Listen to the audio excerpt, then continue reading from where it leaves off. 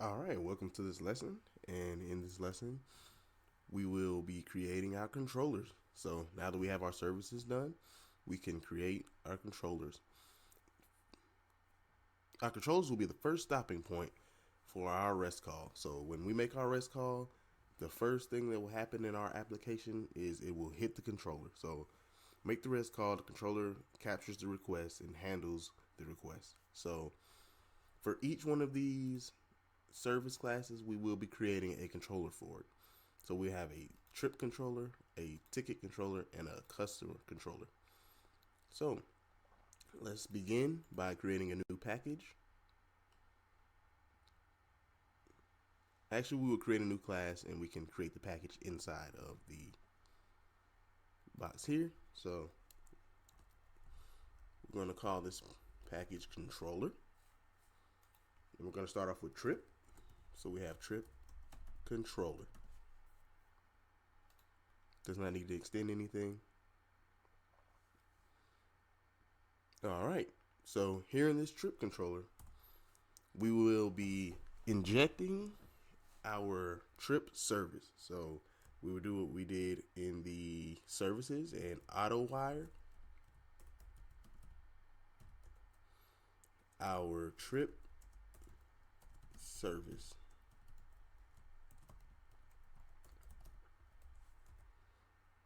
All right, import that. All right, so now in our controller, we will be having the basic CRUD functionalities as we did in the service. So we will need to create four methods: the create method, the read method, the update method, and the delete method.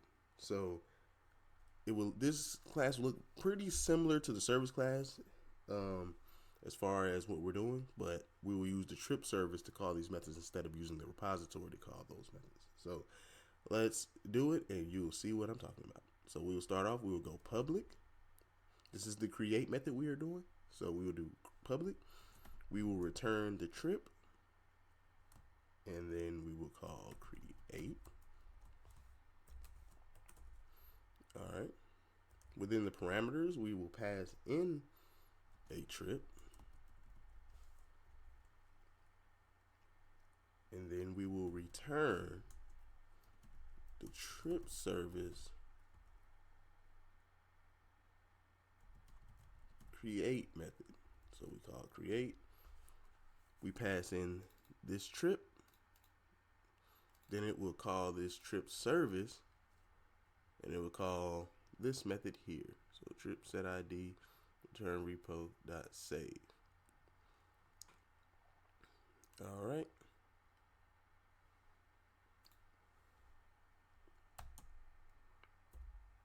Import the trip. Next up, we will be doing the read operation. So public trip read. Here we will pass in an ID. So we pass in the ID of the trip that we want to read. So we have an integer ID. So we will return the trip services read method. And we pass in the ID. All right.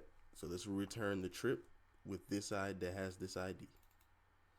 All right. So next, we will do the update method. So pass it. We want to return a trip. Update in the parameters. We will pass in a trip object. And then we will return trip service dot update and pass in the trip object. All right, this will return the trip after it updates it in the database. Next, last but not least, we have a delete function, which will be void because we can't return anything that's been deleted. We call this delete. All right, in the parameters, we will also be passing in the ID of the trip that we want to delete. So we're going trip service delete, and we will pass in that ID. So this will delete our trip. All right, so we're utilizing these methods that we created here in the trip service, and these will handle all of the background logic. So for the most part, we are done here. Now, the only thing that's left to do is add our annotations for Spring. So we do want Spring to recognize this class as a bean. So how we do that is we need to add an annotation at the top of the class, similar to how we did the repository and the service and the models. So the models, we used at entity. For the repositories, we used at repository. For the service, we used at service. And for the controller, we're going to use at rest controller, because this is a rest controller. You can import that. There we go. Now we'll head down here. All right. Once it comes to these methods, how will Spring know to call these methods when you make a request? So Spring allows you to map the HTTP methods to your methods in your class. So when you do an HTTP GET method for your request, you can set it to call one of these methods here. So when you want to use the GET request, you would just have to add an annotation of GET mapping on top of the method in this class. When we do the HTTP post method, we want to call this create method. When we do the HTTP get method, we want to call this read method. When we do the HTTP put method, we want to call this update. And when we do HTTP delete, we want to call this delete method. So the way we do this in Spring is through the use of annotations. So over the method that you want to use it for, you need to put the mapping type. So the mappings just correspond to the HTTP methods. So for create, we said we wanted to do a post. So you would do at post mapping. All right. And then you can import that. And there we go. So whenever a post method is called, we will be running this create command. All right. For read, we said we wanted to use at get mapping. So at get mapping. All right. Also import. There we go. For update, we wanted to use the put HTTP method. So we do at put mapping. Import. There we go. Last but not least, the delete will be at delete mapping. Import. There we go. All right, so now our methods are linked to the HTTP methods. So when we're making our REST calls, we need to put which method we're using for HTTP. And when we do that, this is how Spring will determine which of these methods to call, depending on which HTTP method you put. So this is looking a lot better now, but we are still not done. Spring needs to know a little bit more information, and this is more so for us to have a better structure. So when we make our REST calls, there is a certain way that the URLs look. So when you're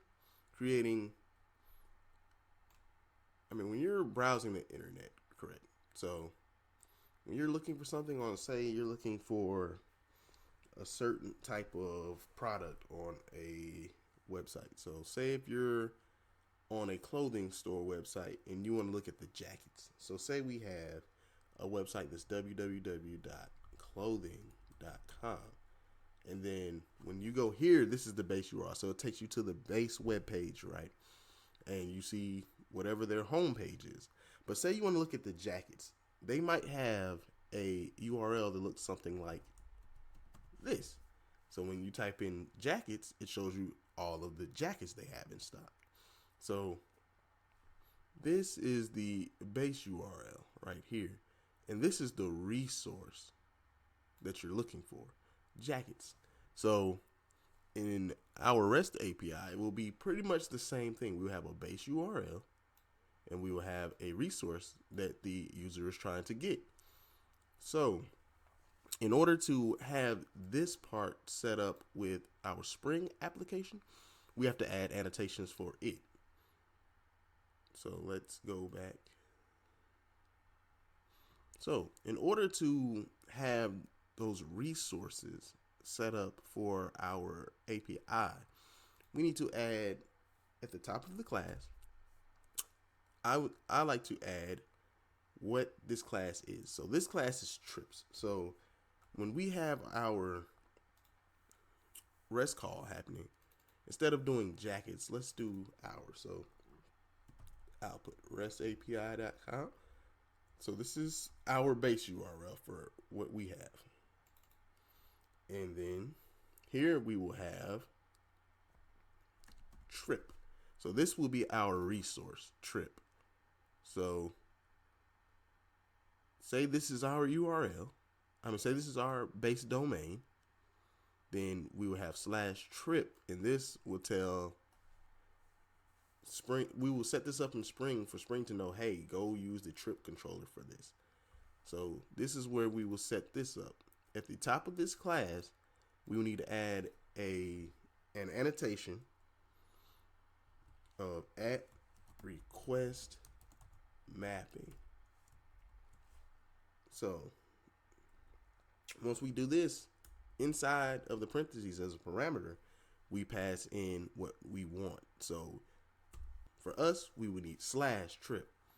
So this /trip is what will be added on to our base URL. So this is what we just added on to our base URL.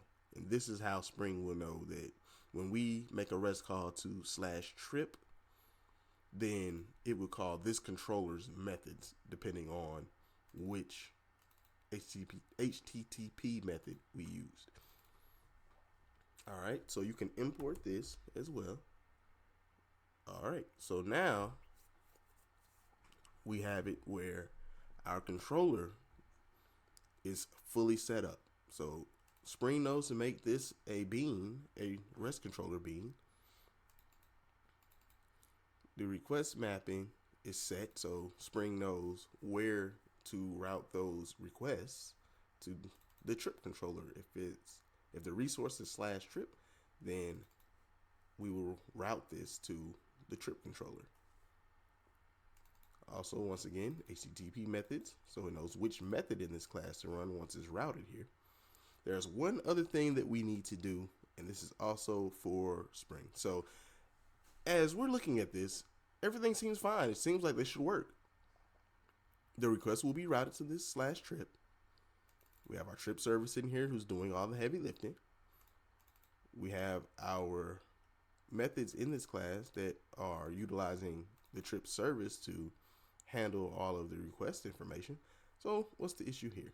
So if you were to run this Spring application and attempt to make a request to this controller, these trip objects would be empty. So when you're passing in this information, these IDs and all these parameters, they will come in as null. And that's because we haven't told Spring to map the request body to these parameters. So basically, when you pass in information from your REST call, Spring doesn't know to take that information and map it to here. So we have to tell it to do that. So the way we do that is by using an annotation in front of these parameters, and that will be at request body. So this tells Spring, hey, I have a trip object coming in the body. So inside of the request body, there is a trip object, which will be just JSON in our case. So it will take the JSON and map the fields to the trip. So if you look at our trip model, it will look for an ID field, a customer ID field, and a create date field. inside of the trip object that we're passing in. So in the JSON, we just need to have three fields: the ID field, the customer ID field, and the create date. When we do that, Spring will automatically connect. They will map this trip object to the JSON trip object. You don't have to do any conversion yourself. So no parsing at JSON. Spring will do that for us as long as we put this request body here. So we will do this also in the update method at request body. All right. So now we have the request bodies done. Now we're doing these for these trip objects. When it comes to these IDs, we don't need to pass in the whole object for these IDs. For one, when you're doing a get request, you can't even pass in can't even pass in a request body. So in order to handle these types of situations, we will use path variables. So let's go back to so say if we want to pull up a trip, so we want to read a trip. So you see this read method, it just takes an integer that is the ID of the trip that you want to retrieve, right?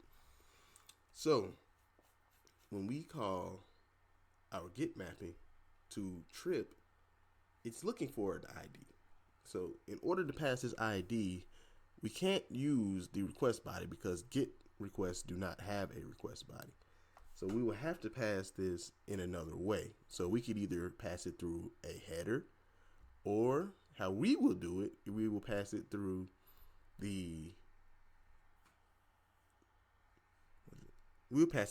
a path variable, which is something on the request URL that we'll add. So say we want to get trip number 100. We will just add 100 on the end of our request, and it will know to get the 100th trip, the trip with the 100 ID. So we would do this by very similar means as how we did this request mapping here. Except the only difference is we won't have a separate request mapping annotation.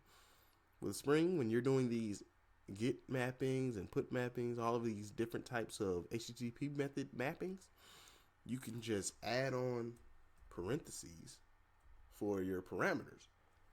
And in this case, we will want to do a path variable for this ID.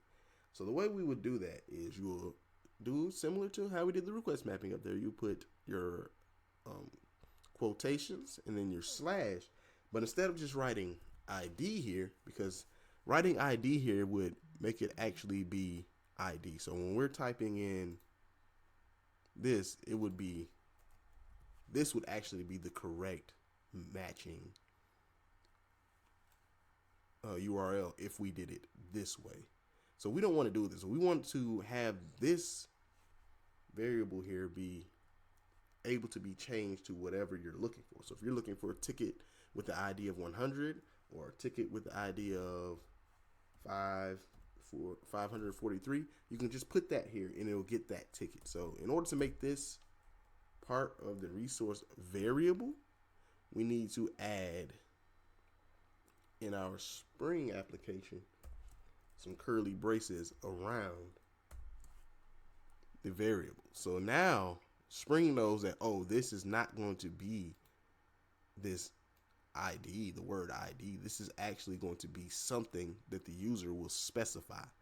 And the name of this variable is ID. So this is what Spring is kind of seeing it as. It's seeing it as, in our case, it will be an integer that's name is ID, and it will have a number specified by the user. So this is what the user will specify, whether it is 100 or 543 or whatever it is. So Spring will see that as a variable. So now in order to actually use this variable, we need to do something similar to this request body to let Spring know, hey, this is mapping to this. So in order to do that, we use an annotation called path variable. All right, import that. So now Spring knows, hey, this ID is mapping to this ID, because otherwise it wouldn't know. Just because the names match doesn't mean that you want to map this to this, because I could definitely add more information here and Spring would not even do anything with that because it's something that it doesn't know about. So whenever you're passing in your parameters, make sure that you have your request body or your path variable respectively, depending on which method you're calling and what you're trying to do. So we also need to do the same thing here on delete mapping. We will add the exact same thing, /ID, and then create our path variable. All right. And with this, I believe we're done. I think this is our trip controller. So let me recap really quickly before we go on and make the others. This REST controller is letting Spring know that this is a bean. It's registering it as a bean, adding it to the container at runtime. This request mapping is letting Spring know what this resource is. So when we use our URL here and we do /trip, then we will know to call this trip controller class. And then we're auto wiring the trip service in here. So we're getting this trip service bean from the container. All right. And then we have the post mapping, get mapping, put mapping, and delete mapping for the HTTP methods that will invoke these methods. So now we have our create method with a request body telling Spring, hey, there's something in the request body that should be a trip. All right. And then we have this path variable, which is defined here, and Spring will know to get that ID off of there and use that for the read method. And the put mapping, same, and the delete mapping, which is the same. All right, so this is our whole controller. This is all we need. So when it comes to the other two types, the ticket and the customer, we will be making this exact same layout. The only things that will change is obviously the name of the class, the name of the service, and the types that we're passing in and getting back.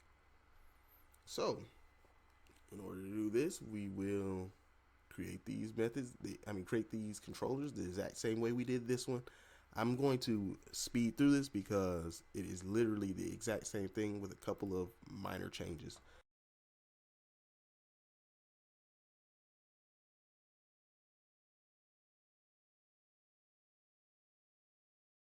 All right, as you can see here, we have our ticket class using our ticket service, same exact layout, just with tickets now instead of trips.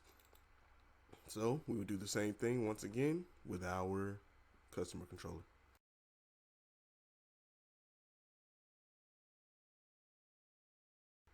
And all right, we have our customer controller complete as well. Exact same layout, different type. So this is all for our controller. Once you have this, we are ready to move on. So I'll see you in the next lesson.